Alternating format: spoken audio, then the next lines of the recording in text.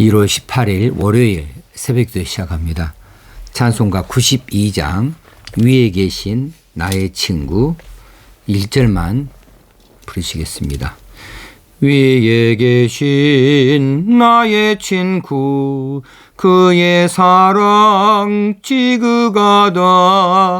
이는 예수 그리스도 나의 구주 나의 친구 사랑하는 나의 친구 늘 가까이 계시도다. 그의 사랑 놀랍도다. 변함없는 나의 친구. 하나님 말씀 사무엘 하서 19장 8절 하반절에서 15절까지 봉독하겠습니다. 이스라엘은 이미 각기 장막으로 도망하였더라.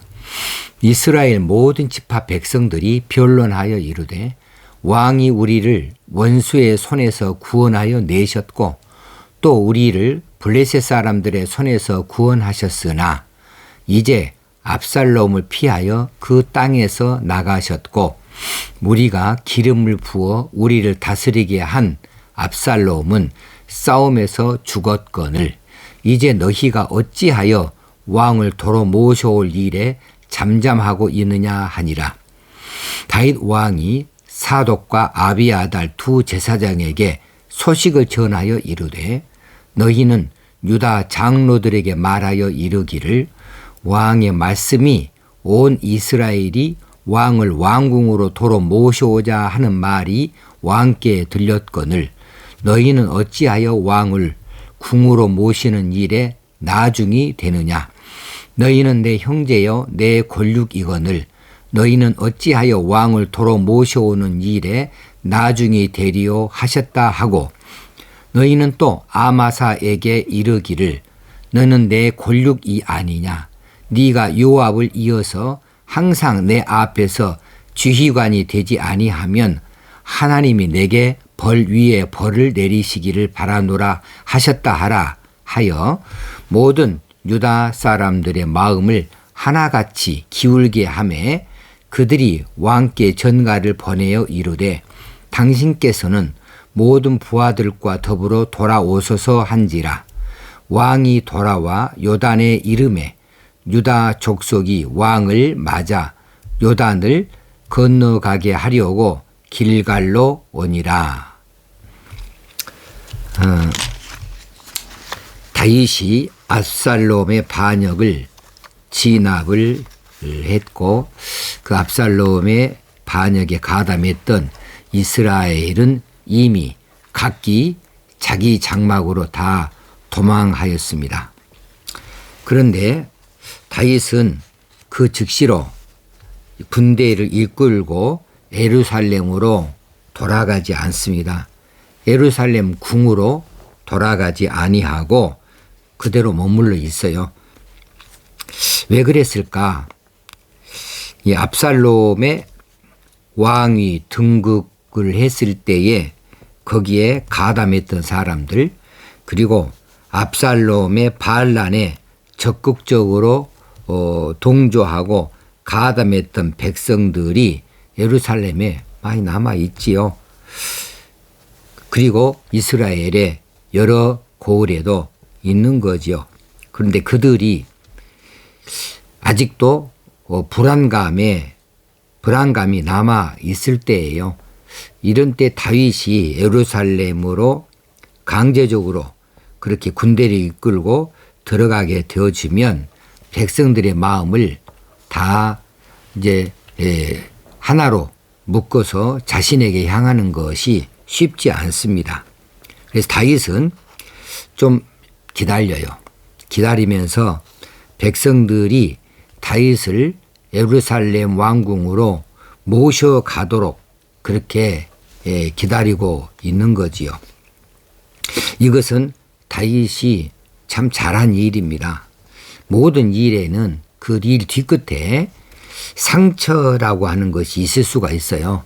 그런데 이 상처는 금세 아무는 것이 아니지 않습니까? 상처가 아물고 회복이 되려고 한다면 시간이라고 하는 것이 필요해요. 아무리 좋은 약이라도 시간을 요구하고 있습니다. 그래 다윗은 지금 이 예루살렘으로 환궁하는 것이 그렇게 급한 일이 아니다. 백성들의 마음을 붙잡는 것이 더 급한 일이다 생각을 해서 백성들 마음속에 남아있는 이런 불안감 또 이 압살롬의 반란에 가담하여서 패전을 했는데 그들의 상처가 회복되어지도록 하기 위해서 또 그들의 마음이 하나로 이렇게 통일되게 하기 위해서는 다소간의 시간이 필요한 것으로 알아서 예루살렘으로 바로 환궁하지 않고 있는 거죠.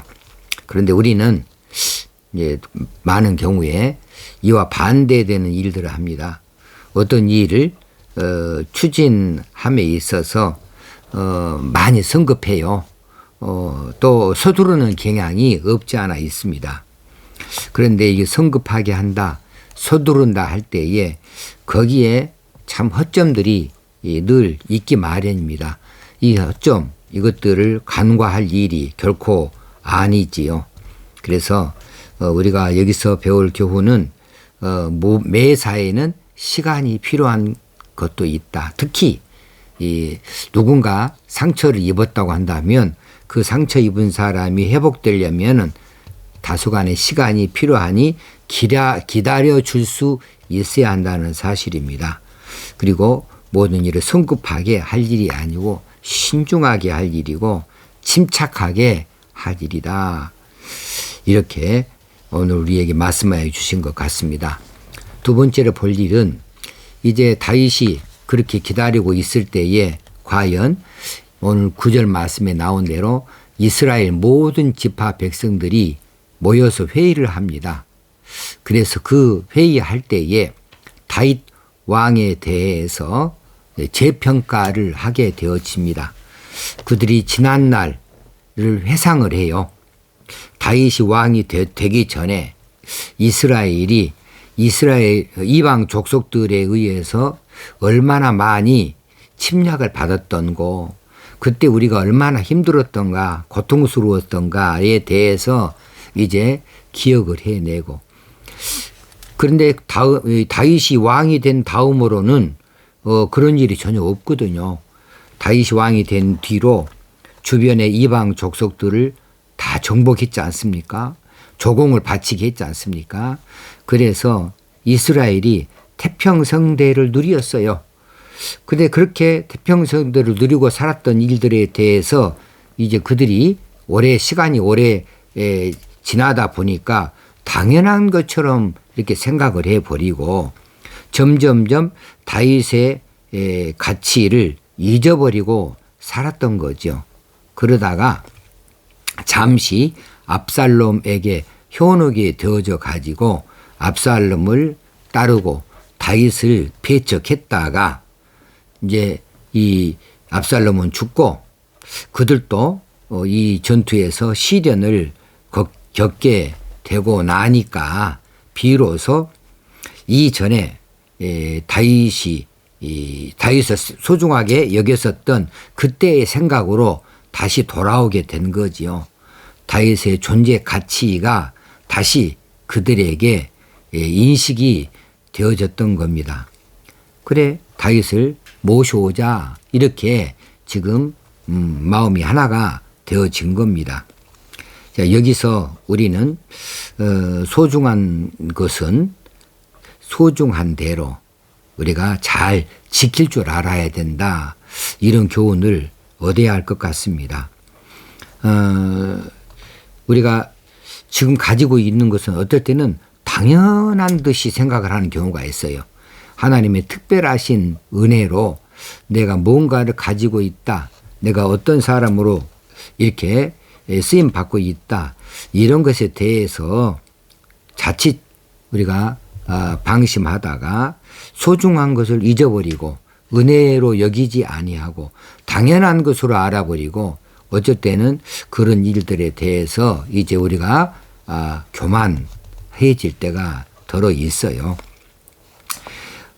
돌아보게 되면 우리가 예수 그리스도를 만나기 전에 우리가 어떤 사람이었어요? 우리가 사망의 길을 헤매던 사람들입니다. 우리가 참으로 곤고한 인생을 살던 사람들이에요. 그런데 하나님의 사랑과 은혜로 말미암아서 예수 믿고 구원의 백성 됐지 않습니까? 구원의 백성 되어져서 참 평안 누리고 참 감사하는 삶을 지금까지 살아왔는데 이게 다 하나님의 놀라우신 은혜와 사랑이었는데 처음에는 그렇게 믿고 너무 기뻐했고 감사했어요. 그런데 이렇게 쭉 그런 생활을 살다 보니까 이제 받았던 그 하나님의 사랑에 대해서 잊어버려요. 당연한 듯이 생각하고 구원의 감격도 이제 옅어져 가요. 이것도 당연한 듯이 생각해요. 그래서 이제 당장에 어쨌든 우리 눈앞에 있는 것들에 현혹이 되어지고 마음이 흔들리게 되어지는 이런 때를 만나기도 했습니다. 그러다가 자칫 실족하여서 세상에서 방황하기도 하고 고통의 날을 보내기도 했어요. 그런 다음에 비로소 깨달아진 것이 있습니다. 주의 날개 아래 있던 때가 얼마나 평안했었는지, 얼마나 그때가 따뜻했었는지, 그때가 얼마나 좋았었던지에 대해서 새삼스럽게 다시 알게 되어지는 경우가 있지요.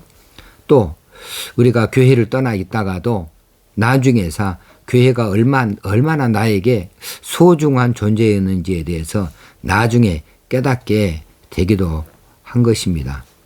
그래서 이제 우리가 이 코로나19의 사태를 겪으면서 예배당에 모여서 예배하지 못하잖아요. 또 성도의 교제도 끊어졌지 않아요. 교회 활동도 다 멈춰버렸잖아요. 그러면서 이제 우리가 생각하기를 그때가 좋았어. 그때 함께 모여서 마음껏 찬양하고 또 우리가 정말 밤새워 기도하기도 하고 우리가 그렇게 함께 식사하면서 함께 교제했던 그때에 그때가 너무너무 좋았어. 그때가 그립고 소중했던 것을 이제 말하게 되어지잖아요. 그렇습니다. 소중한 때가 있었습니다. 소중한 것으로 우리가 인식하지 못하고 살았던 때가 있어요. 그런데 소중한 것을 소중한 대로 그 가치를 잘 지킬 줄 알아야 한다는 것이지요. 아름다운 것은 아름다운 대로 더 잘 지켜가고 갖고 갈 줄 알아야 한다는 사실입니다. 여러분은 지금 어떤 형편 가운데 있습니까?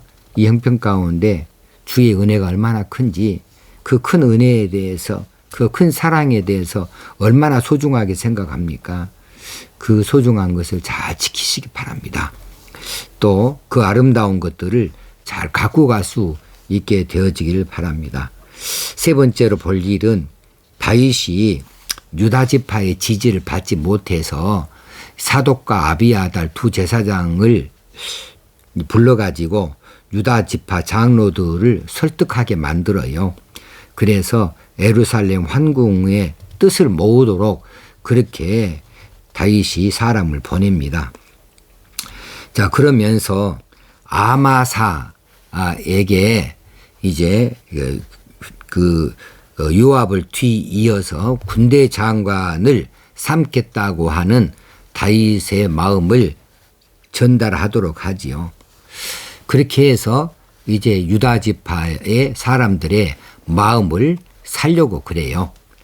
그런데 이 일은 다윗이 지금 실수하고 있는 일이고 바르지 않는 일입니다. 다윗의 마음속에는 지금 요압에 대한 거리낌이 없지 않아 있긴 있어요. 그래서 요압을 이제 내밀어 놓고 아마사를 군대 장관으로 삼겠다는 마음을 갖기도 하고 동시에 아마사를 그렇게 중용함으로 유다 지파의 마음을 사겠다는 그런 보관이기는 하지만 그런데 지금 다윗을 도와서 이 바알란을 진압한 사람이 누구예요? 요압이잖아요. 또 요압이 평생을 헌신했어요. 다윗을 위하여서. 요압이 좀 거칠긴 했어요. 지난번에 살핀 대로. 그렇다고 해도 요압을 쉽게 버리고 아마사를 이제 그 자리에 내세운다. 그건 그건 옳지 않은 일이죠. 왜냐하면 아마사는 이제 압살롬의 반란군의 지휘관이었습니다. 아주 지휘관으로 크게 그 중책을 맡았던 사람이죠. 아무런들 반란군 지휘관에게 지금 이 군대를 맡긴다. 이것은 공정치 못한 일이고 공의롭지 못한 일입니다. 그런데 다윗은 유다 지파를 이제 품에 넣기 위해서 유다 지파의 마음을 사기 위해서 지금 이처럼 사독과 아비아달 두 대사장을 보내면서 이렇게 장로들에게 이야기하고 또 아마사에게 따로 그렇게 이야기하도록 그렇게 지금 말하고 있는 것은 나중에 화를 불러오는 일이 되고 말아요. 자, 우리가 아무리 해도 공의는 지켜야 됩니다. 공의롭게. 우리가 사사로운 감정으로 하는 것이 결코 아니다고 하는 사실을 지난번에도 한번 살핀 바가 있는데 사사롭게 할 일이 결코 아니고 공의는 지켜가야 되고 질서는 지켜가야 되는 거지요. 그러면서 이런 일이 잘 안 이루어진다? 하나님께 기도해야죠. 그래서 하나님을 찾고 하나님께서 이 일에 이제 어떤 뜻을 가지고 있는지 하나님의 도우심을 구하는 이런 일로 이런 방향으로 나아가야 하는 것이 옳은 방법이 아닌가 싶습니다. 이제 이 다음에 이 대목에 대해서는 아마도 따로 또 이야기할 기회가 있을 듯 싶습니다. 아마사를 그렇게 중용하겠다 이렇게 사람을 보내온 이 일은 그렇게 옳은 일이 아니었다는 사실입니다. 이제 우리가 함께 찬송할 복음성가 245장 나의 모든 행실을 주여 기억 마시고 지금 이스라엘 백성들이 그들의 행실을 이제 다윗에게 말할 때 이거 잊어주십시오 했을 거예요. 그러면서 다윗 왕을 다시 그들의 왕으로 모셔 가려고 이제 그렇게 준비를 하겠지요. 우리가 그렇습니다. 우리가 주님 앞에서 나의 모든 행실을 주여 기억 마시고 바른 길로 인도해 주세요 하는 기도의 찬송을 함께 드릴 수 있으면 좋겠습니다. 나의 모든 행실을 주여 기억 마시고 바른 길로 인도하소서.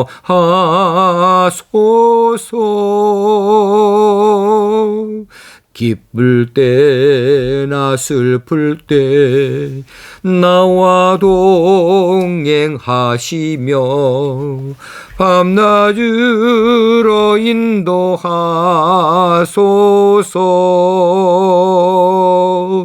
내 모든 형편을 다 기억하시고 늘 나와 동행하옵소서.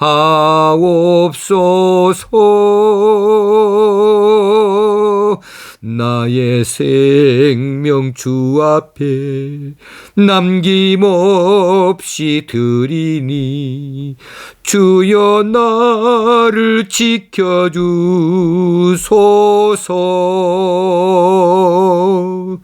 나의 모든 실수를 주여 용서하시고 바른 길로 인도하소서.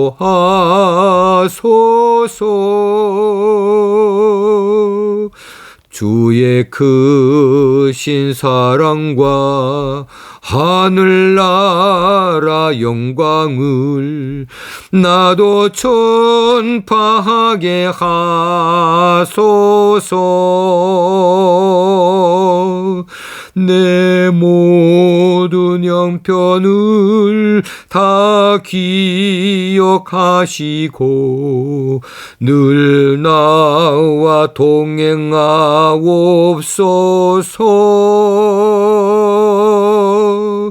나의 생명 주 앞에 남김없이 드리니 주여 나를 지켜주소서.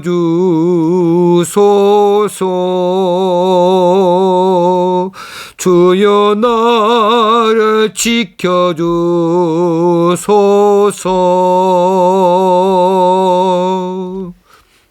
하나님 아버지, 오늘 하루를 하나님 앞에 살게 하여 주옵소서. 하나님 다스려 주시옵소서.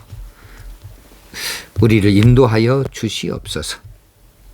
이스라엘 백성들이 다시 다윗 왕을 찾고 다윗 왕으로 모시고 그 지도를 받으며 인도를 받기를 원하는 것처럼 우리가 하나님 앞에 갈급합니다.